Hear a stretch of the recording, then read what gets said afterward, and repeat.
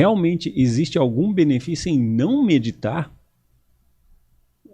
Sentido negativo da pergunta. Depois que você passa algum tempo praticando, os benefícios são tão gritantemente evidentes que você começa a se questionar como é que alguém vive sem isso. E o que acaba acontecendo e que eu noto é que é o seguinte: meditação é mais uma ferramenta de treinamento, assim como o próprio treinamento físico nas artes marciais, por exemplo. Só que o aspecto físico é algo mais grosseiro e a gente vê de forma muito evidente. Só que a gente esquece... É palpável, é visto. A meditação não. Exato. Só que você está lidando com o elemento mais potente da sua manifestação de vida. Então eu vou fazer uma analogia. Se você se dedica ao treinamento físico, seja ele com que objetivo for, estético, de saúde, de performance, o que quer que seja, mas não se dedica ao treinamento da mente, é como se você estivesse dando um carro cada vez mais potente na mão de um motorista cada vez mais despreparado. Por quê? Porque uma mente não treinada vive no automático. Então, ainda dentro dessa analogia do carro, é como se o motorista tivesse no estado de sonambulismo ou como se ele tivesse bêbado. Porque quando você não tem nenhum nível de treinamento mental, ou você está no automático, seria o sonâmbulo, ou você está arrastado por emoções que te perturbam, seria uma pessoa embriagada. Embriagada não necessariamente pelo álcool, poderia ser um tipo de embriaguez que deixa a pessoa acelerada, que deixa a pessoa furiosa, ou que deixa a pessoa letárgica. Então, a pessoa começa a ser facilmente arrastada por qualquer coisa que mexa, por exemplo, com orgulho, apego, carência, ganância, raiva, medo, preguiça, inconsequência, inveja, competitividade. Essas todas são emoções que têm um potencial perturbador muito grande para uma mente que não esteja treinada, não tenha sido dessensibilizada para lidar com isso. É igual quando então, assim, você teoricamente, aprende... só para te cortar, senão depois eu perco o raciocínio. A meditação é aprender a controlar emoções.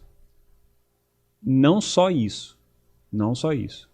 A meditação é aprender a usar a sua mente da forma mais lúcida possível, saindo do automatismo. Fazer com que a tua interação no mundo seja aquilo que você quer que seja. E não mais você ser arrastado pelo sabor dos acontecimentos. As emoções perturbadoras, elas são só um aspecto disso daí, mas não são tudo, entende? Por exemplo, o domínio da própria vontade. Por que tantas pessoas elas declaram ter uma vontade qualquer na vida? Sei lá, eu tenho um sonho de aprender a tocar violoncelo, eu tenho um sonho de aprender a pilotar helicóptero, eu sei lá, tenho um sonho de estabelecer qualquer coisa na vida, mas não sai desse discurso. O que normalmente impede as pessoas de fazerem isso?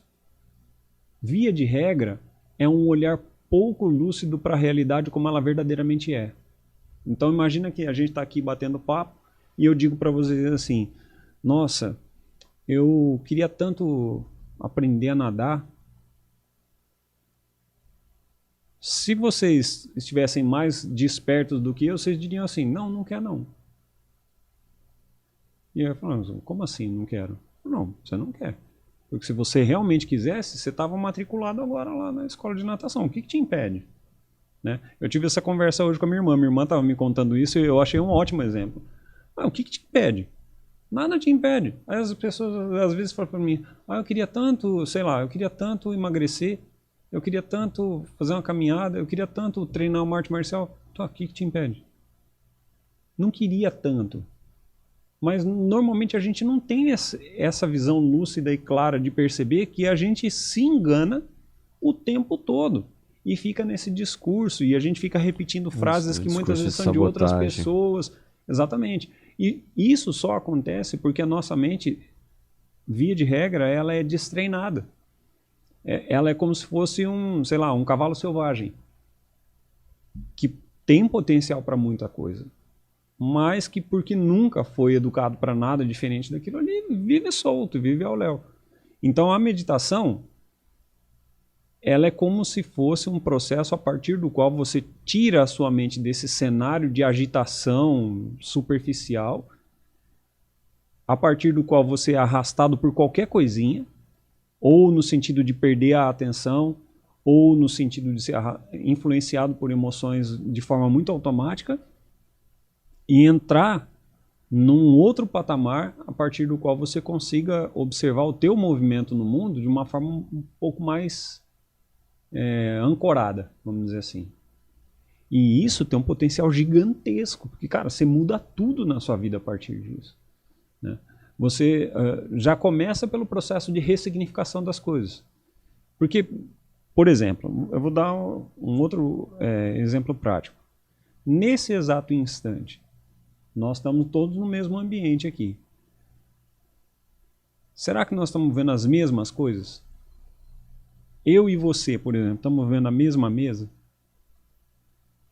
Eu te garanto por tudo que é tipo de significação que você possa estabelecer que não. Nós não estamos vendo a mesma mesa. Por quê? O Roberto tá vendo que tá em cima da mesa. Ah, esse é o padrão do Roberto. Né? Por quê? Hoje é a primeira vez que eu venho aqui.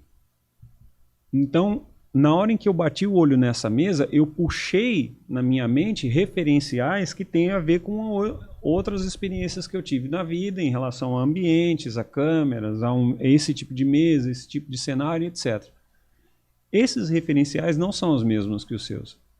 Então, na hora que a gente olha para o mesmo objeto, a gente não consegue estabelecer a mesma significação.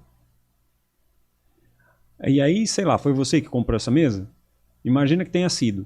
Já tem um outro nível de profundidade ainda. Não bastasse os referenciais serem diferentes, você, quando bate o olho nessa mesa, você ainda lembra por que você escolheu ela, não sei o quê. Mesmo que você não se lembre disso o tempo todo, o seu subconsciente está linkando isso o tempo todo. O que acontece?